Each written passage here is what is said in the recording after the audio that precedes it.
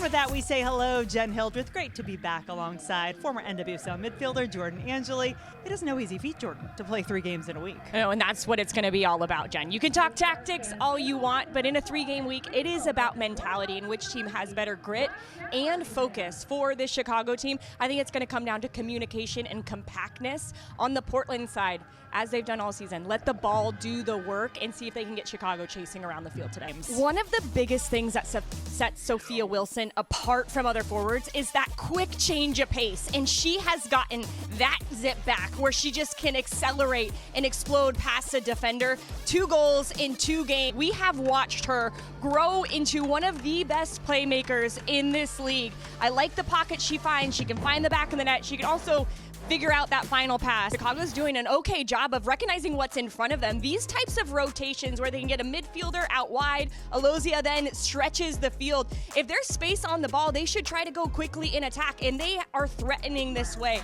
They get into a attacking position where it's then a 3v2 inside the 18. They don't convert here, and that's the biggest theme for Chicago. In another way, they can keep the pressure on. Look at all the players in advanced positions. Then Staub can keep the pressure on, play this nice incising ball into the feet of Chacon. And yes, there's a shot, but can they use a little bit more confidence, I would say, when they do get into the final third to be efficient? The one word that describes Portland through this first part of the game is relentless. They are winning the ball back time and time again, get a throw in here, high on the field, and then Torden, she might get an assist for that. I thought it came off straight off Alyssa Nair, but she has been doing all of the work. Aggressive in her positioning, getting herself in goal-scoring situations, and because of that, Alyssa Nair is already on the ground when the ball falls to Moultrie, and Moultrie can just dink it off the post into the back of the net. 1-0 for Portland on the road. And it's Olivia Moultrie who's been really opportunistic as a late runner, making sure the play is still in front of her and she can just, I won't say tap it in, because she made it maybe a little bit more difficult than she needed to, pinging it off of the crossbar, but it still counts the same. She gets some style points, I guess. I was just going to say, yeah, little. I'm loving the nutmeg spin. The Jeezy is coming into this game and saying, I've got nothing to lose here. I'm going to be creative, put defenders under pressure. Nice step over through the legs of Hyatt. Earns a corner kick. Back to Hyatt. She's really blossoming this year. We've seen Fleming play a little bit of a quieter role over the last couple of years, but her ability to dictate how this Portland team is going to defend, when they're going to high press, how she wins the ball back. 21 tackles already for Fleming this year.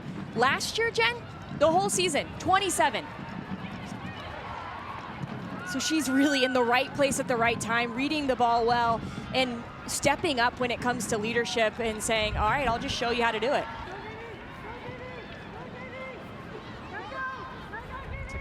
And the pass there is really good because Emma Vignola recognizes this space is in that channel. I think Sophia Wilson didn't quite in that moment, so she's checking too. But if they continue to work on that progression of their relationship, those moments will turn into real goal-scoring chances for Portland. One thing about Portland's pressure is even when it's not right there, the ball into Alozia is, she has time, but you're already thinking, when is the player going to put pressure on me? So the ball ends up going under her foot because her eyes are up, looking to see how much time she actually has. And I know Moultrie talked about it, but it's with both teams. I think you have to have an extra bit of focus in these games. 3rd game for both teams in a week. Mentally, you're going to go before you probably are physically, so you have to stay locked into those moments. Exactly what Chicago wants to see, isn't it? Yeah, the wind did her dirty there because it just dropped the ball too quickly. That Heidema couldn't get on the end of it, but that's 4 passes in that sequence from the foot of Aaliyah Farmer, and this is why Chicago can get numbers forward, and then it's 1v1 from Grosso to find that little bit of space. You can see the ball dipped in. Heidema, one of the best, as you said, 7 goals for her in the air, so she's going to opt to go with her head in those situations. Martin Holmgren is going to be pleased with that build through the pressure of Portland, because once you get and break that first line, there is space in that 4-2-4. I like the service from Grosso. It's early in behind the back line. I talked about this earlier. It makes it difficult for defenders, and Hyatt does a good job not to put that on the frame of her own goal. Chicago doesn't get a goal at the end of this first half with how many times they've been in these types of situations. Alozia does a good job of just filling in the back. You want a player in that situation not to let the ball go all the way across. And I would have liked Grosso to continue her run towards frame because maybe she could have tapped it in, kept it alive, anything. You have to have a little bit of that desperation if you're Chicago because goals haven't come easy. So make sure when you get into those spots, you are doing everything you can to believe the ball is going to come to you no matter the situation. On the other side of things for this Portland team, excellent first 30 minutes. They have been the most efficient team when it comes to shots to goal percentage. They're converting at 14%, almost 15%, which is the best in NWSL. But if you look at the opportunities they've had today, they've almost created 2 XG and only have 1 goal to show for it. They are not going to be pleased.